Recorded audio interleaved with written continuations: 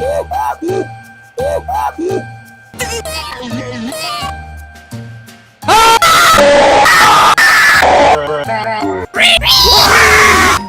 is up, you guys? I'm Charmx. Today I'm going to be reacting to Film Theory, Aladdin's Mistake, How to Marry Jasmine in One Wish by the film theorist. Now, I don't know particularly what to expect, but I assume Matt has found a loophole, which Matt seems to be good at.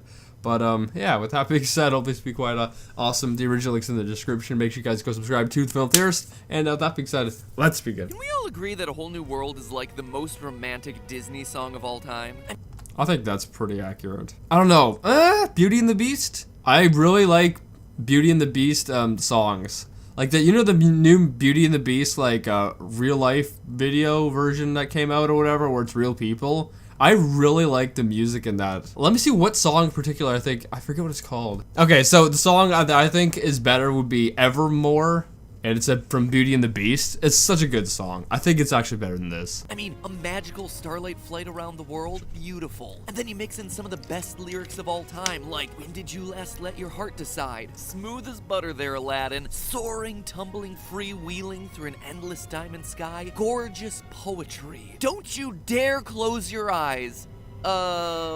What'd you say there, Aladdin? You know, real talk, Aladdin, maybe you don't need to be a prince to get Jasmine. Maybe, I don't know, you just stop interrupting your beautiful love song with creepy threats. Just saying. Hello, Internet. Oh, I like that intro there. Welcome to Film Theory, the YouTube equivalent of Apu. Getting my dirty paws on everything that you don't want me touching and then ruining it for everyone. Today we're finally talking about Aladdin.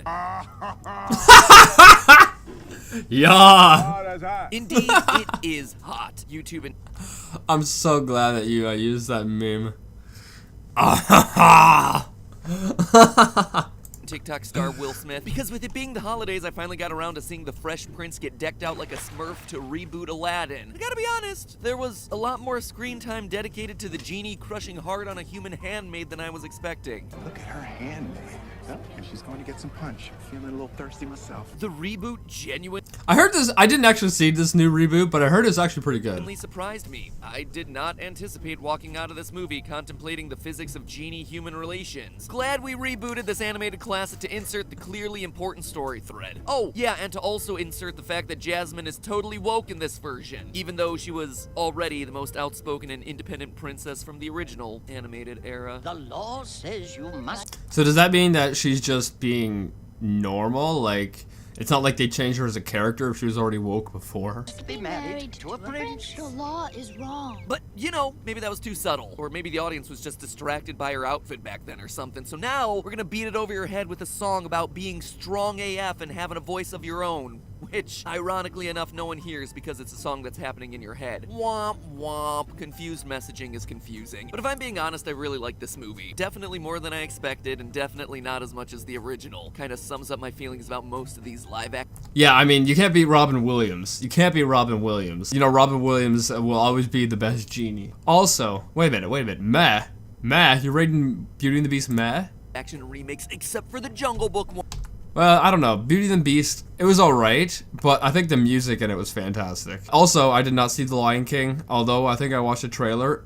I was gonna go watch it, but then I looked at all the reviews and people were saying that like the lions are so realistic they don't express any emotion, and it's like it's worse than the original. So like, nah, I'm not gonna waste my money. One, which was really awesome. Anyway, as you might have suspected, revisiting this movie also got me to revisit all the old nitpicks people have about the movie's wishing system. Specifically, the nitpicks around Aladdin's first wish to become a prince. I wish for you to make me a prince. I found it interesting that in both the original 1993 version, as well as the better at not being racist but worse at being entertaining live-action remake, that Aladdin's first wish ultimately goes nowhere. It's a waste. In both versions of the story, it just doesn't work. Sure, we get ourselves a delightful song and dance number, but both times, Jasmine is fairly unimpressed, and Aladdin is eventually recognized to be the old street rat he was from before, which honestly brings up some interesting questions about how exactly Genie's powers work, but that's a theory for another day. Now, obviously, Aladdin's #1 goal is to marry Princess Jasmine, and the law says that she can only marry a prince. And the genie can't make people fall in love, so I get where Aladdin's coming from with this wish. It is the best workaround around that Aladdin can think up, but clearly it doesn't work. So that begs the question, what should Aladdin have done?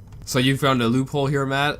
That's what I assume is gonna happen, is that Matt's found a loophole. Given the rules that the film has established for its own universe, and also the historical/political system in which the movie's set, what would have been the best wish Aladdin could have made to marry Jasmine and live happily ever after in only one wish? Which then leaves two others left for, I don't know, whatever he wants. A lifetime supply of classic 90s snack foods.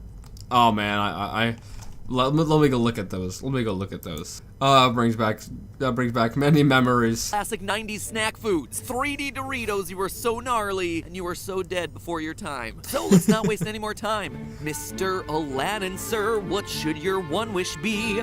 Let's do some research, get creative, you ain't never had a theory like me.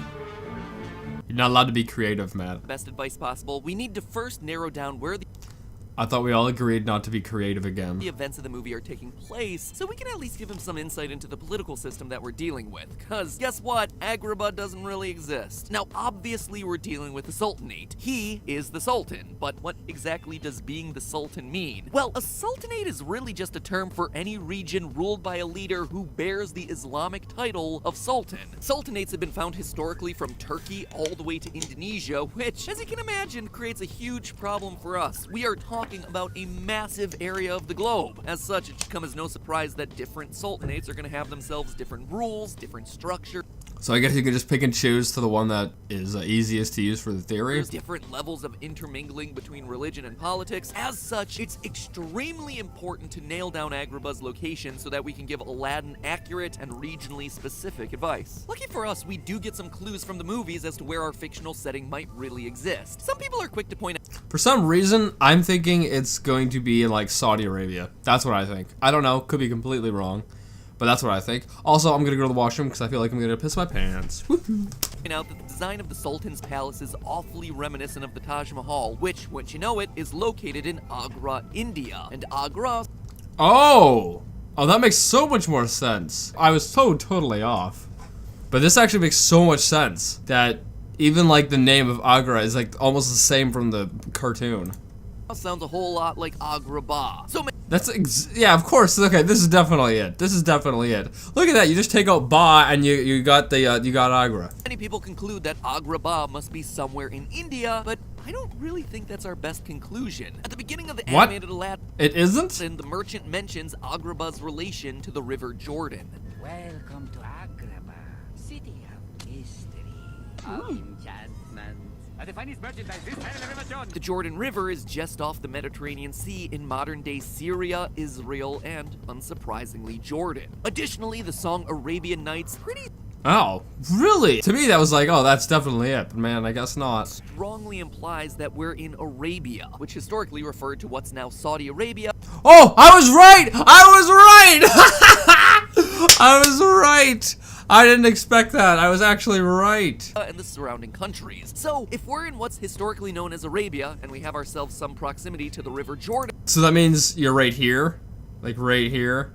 Ish? then Agrabah is most likely part of the Ottoman Empire, which sprawled from Turkey through much of the Middle East from the 14th century until the early 1900s. Still a massive area, but much more targeted than we were before. So, if we accept that Agrabah is somewhere in the Ottoman Empire, is it good for Aladdin to wish to become a prince? Well, it depends on what you mean by prince, exactly. Strictly speaking, a prince in this form of government would literally be the son of the Sultan. So, if his... Wait, so let me guess. Is this whole thing, is it gonna come down to the fact that he should have just wished to be Sultan? His goal is to marry the daughter of a sultan. Best be sure to specify that he wants to be a foreign prince. Otherwise, that prankster genie might fulfill on his wish to the letter, and marrying Jasmine might get super awkward super quickly, depending on how the genie chooses to fulfill on that wish. So Aladdin, to make sure that his wish is airtight, wishes to become a foreign prince. That's the fix then, right? Well, not really. In the very earliest days of the Ottoman Empire, marriages with foreign powers were tactical. But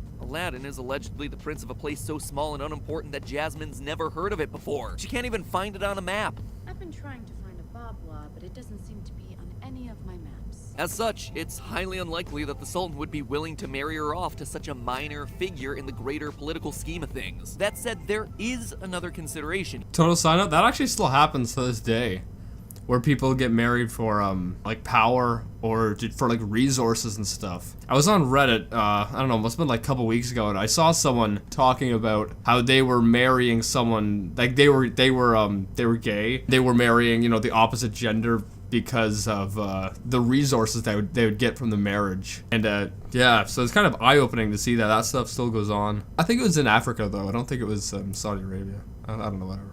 Here. The Ottoman Empire was divided into provinces called eyalets, which are further divided into districts called sanjaks. And while the government of these provinces and districts were not hereditary, meaning that they shouldn't have had princes per se, many of the sanjaks were established to serve lordships that had existed before the territory was a part of the empire. Therefore, if Aladdin made himself part of the elite class of one of the sanjaks, that may technically make him a quote-unquote prince eligible to marry Jasmine. The problem here, though, is while he might be eligible at that point, he wouldn't be very special. There were hundreds upon hundreds of sanjaks throughout the empire, so again, it's unlikely that any title relating to that sanjak is going to get him much respect in Agrabah. It would be like rolling into Washington, D.C. and demanding respect because you're the member of a city council of a small town in Montana. They probably never heard of you, they probably don't care, they're probably going to send you back to your herd of buffalo. So Aladdin's wish to be a prince isn't a very good one, whether you're interpreting that to mean that he'd have to be related to Jasmine, gross, or otherwise a small player in a very local government. So that pretty much sums up why the wish he made wouldn't really work the way he made it, which leads us to the question, what should Aladdin have wished for here? Well,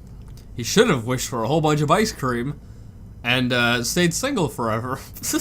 well, since the Sultan made the law in the first place, why not skip being a prince and go directly to the top? Wish to become the Sultan himself, and he could presumably change the law and allow Jasmine to marry whomever she wanted. So what if Aladdin had wished himself to be a Sultan? Unfortunately, there are two pretty big problems here too. The first is that genie wish granting doesn't seem to magically affect everyone involved in that wish, so that they just automatically go along with what the wish was for. Jafar winds up learning this the hard way in the live-action Aladdin remake when he himself wishes to be Sultan and starts ordering around the Imperial Guard. Hakim, you obey the Sultan, so you obey me now. And then fast forward one Jasmine speech later and he's suddenly got a mutiny on his hands. My princess, forgive me.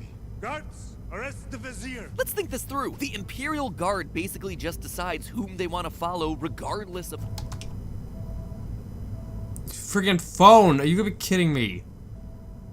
Oh my, okay, you know what, we're gonna keep who going. We're actually gonna keep holds going. the title of Sultan. And if they're willing to turn on the Grand Vizier, the closest advisor to the Sultan, do we really think that they would have respected Aladdin's authority if he just showed up and magically made himself the Sultan? They would have probably had him executed for trying to usurp the throne, and that's a whole mess that Aladdin doesn't want to get himself mixed up in. The Ottoman Empire wasn't So then what the frig is the right wish? Wait a minute now. Ah! Maybe the right wish would be, you know, not to have an effect on him, but have an effect on her. What if he wished that she wasn't even a princess to begin with, so therefore she could marry anyone? Problem solved. Why does the wish have to be with him alone, right? Why couldn't it just be on her? Because if the problem is that she can't marry who she wants, well, just friggin' make it so that she can. So I'd make her just a normal person, you know, not the friggin' princess. Is that the solution, Matt? exactly shy about committing executions. And, well, let's just say that the quality of your execution could vary a lot. If you were lucky, you got yourself a quick and pleasant way to die, like being strangled to death by someone's bare hands. If you were unlucky, you might get yourself hung from a meat hook, Chainsaw Massacre style. The Ottoman Empire did not mess around. And that's not all. Let's assume that the Imperial Guard and the rest of the government was okay with Aladdin living as the usurping Sultan. Even if they were okay with it, other people definitely wouldn't be. You see, succession in the Ottoman Empire was often a pretty messy business. When a sultan died, any of his sons who wanted to claim the throne, which, spoiler alert, was all the sons, conducted a sort of ancient fortnight. Ancient Fortnite? Don't give them ideas, Matt. Don't give them ideas. The next Fortnite, V3 or whatever, It's gonna come out and it's gonna be like medieval style. Battle Royale in which the last one standing was the new Sultan. But Pat, Aladdin wouldn't have to worry about that because the Sultan's only child was Jasmine. True, you're absolutely right, but it doesn't mean that he's out of the woods just yet. In its later years, the Ottoman Empire practiced what's called agnatic succession, meaning that the eldest living male in the dynasty would take over when the Sultan died. So if the Sultan had himself a brother, or a male cousin, or some crusty old uncle, any of those would likely have had a similarly strong claim to the throne and could have tackled Aladdin. And trust me, when you took the throne that someone else wanted in the Ottoman Empire, you were gonna have yourself a bad time. Why is Sans there? Okay. Assassinations happened all the time in this culture. Now, there are lots of assassination stories from this period in history, but my personal favorite is Sultan Osman II, who was assassinated by a guy called, get this, Pehlivan the oil wrestler. Is that what he did for a living and that's why he was called the oil wrestler? Or was that like an unfortunate name passed down? No, wait, my friends, there's more to this story. You see, the method of death in this assassination Is oil wrestling? it's officially listed as, quote, compression of the testicles. Oh! Just so many questions there, Pehlivan. Long story short, Aladdin is gonna have himself. Wait, compression of the... What, like they're squeezed? Would that actually like someone? Because you can live if they're you can get them cut off, and you can still live. I don't know. Oh, just the idea of squeezing. Oh my goodness. A lot of problems if he wishes to become the Sultan. The nicest of which is that everyone ignores him, and the worst of which is that someone is gonna come and squeeze his magic lamp so hard that his diamonds pop out of the rough. All right, so Too much, Matt. Too much. it's gonna be hard for Aladdin to hop into this line of succession without either getting himself ignored if he shoots too low or killed if he shoots too high. So what if he just gets creative and breaks the system outright? What if Aladdin just wishes Agrabah stopped being a sultanate? And that would get rid of the rule that prevents him from marrying Jasmine, right? Well, it would, but then it would open up a whole new set of problems for him. For commoners during the Ottoman Empire, young men and women had zero say in whom they got to marry. It was Oh, so my whole thing of just wish she was a normal person or whatever, it wouldn't work. really just an arrangement brokered by the two sets of parents. Aladdin has himself no parents around to help him even approach the situation. And we know that his long-lost father isn't going to be getting involved in his life until he needs help finding the ultimate treasure. Hashtag straight-to-video sequel. So Aladdin has himself an uphill battle. He somehow needs... How is this gonna get resolved? It looks like there's no possible hope. But then again, there has to be. Matt has probably found a loophole. I just don't understand or don't see how it could be. Because all of my suggestions or whatever have been explained to be the wrong, so I don't know what would be right. to get the law changed without altering Agrabah's social order or ruffling the feathers of those in charge by creating a successional crisis. So when you actually look at Aladdin's situation, it's pretty darn complex. He has one wish to get Jasmine to marry him, but most of those wishes are either going to be a waste, like him asking to become a prince, or worse, he wishes something that winds up getting him executed. But there is a solution here. There is actually one wish What that is it? practically guarantees him Jasmine's hand in marriage. Aladdin should wish for Jasmine to become the Sultan. After their flirtatious meeting in Oh. I was not expecting that. the market, Jasmine already has the hots for Aladdin. Certainly much more so than any of her other suitors, like that weird blonde prince guy from the live-action movie. So, Wait, what? much more so than any of her other suitors, like that weird blonde prince guy from the live-action movie.